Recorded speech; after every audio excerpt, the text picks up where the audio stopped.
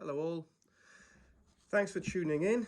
If you're here, you're probably already a watch fan and hopefully you're interested in the Seiko SBDC055 PADI 200 meter diver. I'm just going to talk to you a bit about this watch today, give you some stats, how I found it in my collection, how it wears, and hopefully that will be of some use to you.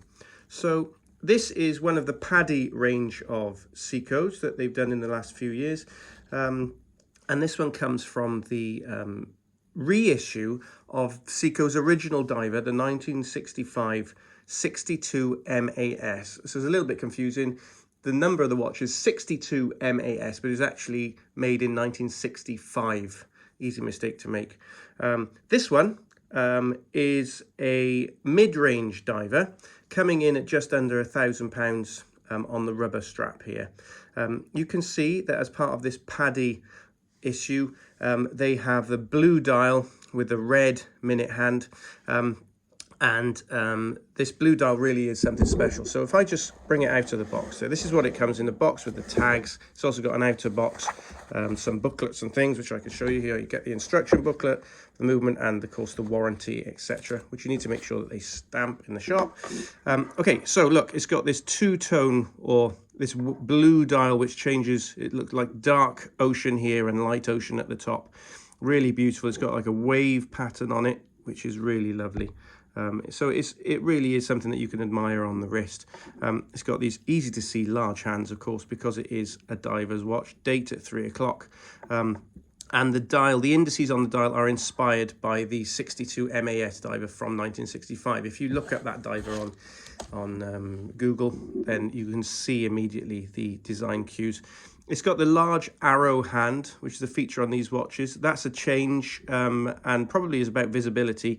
It looks similar to the hands that you find now on the tuner watches, but there we are. But it's a great it's a great clear, legible dial, and I quite like the red hour hand. If you are using the bezel to time an egg or something like I do, and you put it to your red minute hand, of course it's very easy to see that at a glance how many minutes have elapsed.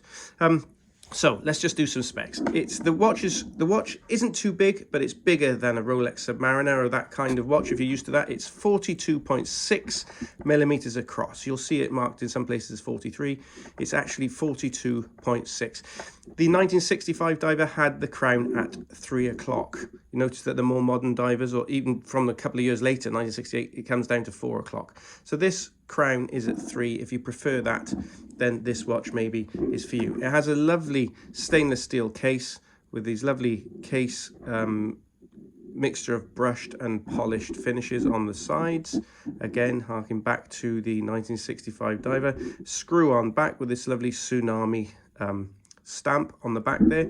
The case is all stainless steel. The bezel is stainless steel, but it's been blued on the edges, which is a really nice feature, something to do with the PADI colouring again, and it has a black aluminium bezel insert. It comes on a rubber strap, silicone rubber strap, which these new Seiko silicone rubber straps are much softer and much more comfortable than the old kind of waffle ones that you would find on the MM300.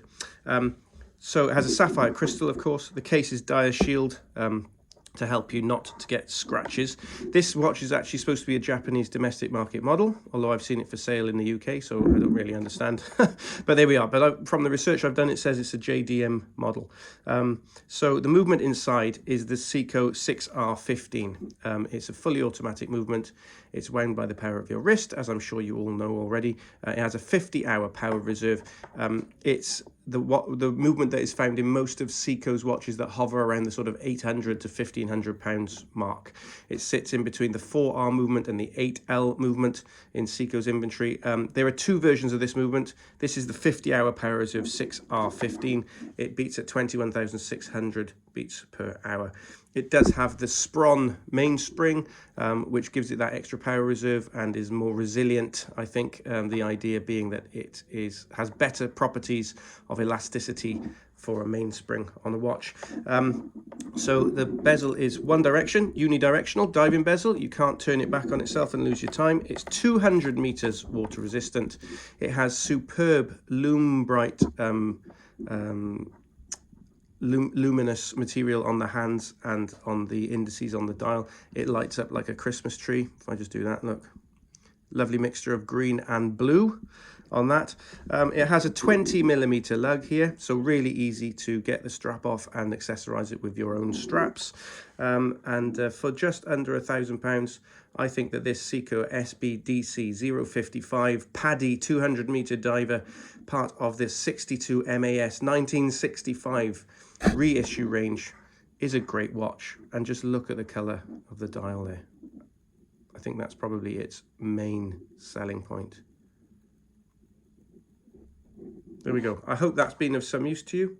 Oh, I just want to tell you one more thing. I've just seen it. The lollipop on the back of the second hand. It's a nice feature on this watch. You notice that most of the automatic watches that Seiko make or have made have luminosity on the business end of the second hand here.